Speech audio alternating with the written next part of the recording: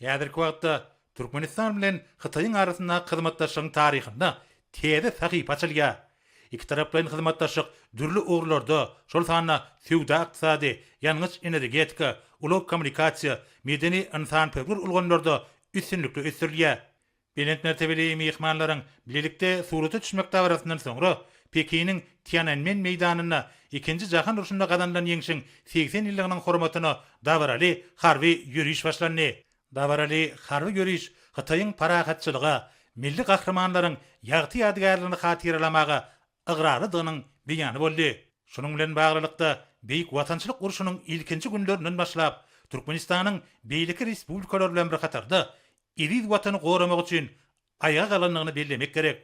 Şo döwür frontda ötdi ýylda gaýdusuzlygyň bilent nüsgasyny görkeden türkmen halkynyň taryhynda iň gahramançylykly sahypalaryň biri boldy. Häzirki wagtda hemişelik beýtaraplygyň ýurdumyzyň halkara geňişligine paragatçylyk dörejilikli orny üpçüne diýen daşary syýasatynyň bünyady bolup durýanlygyny bellemek gerek.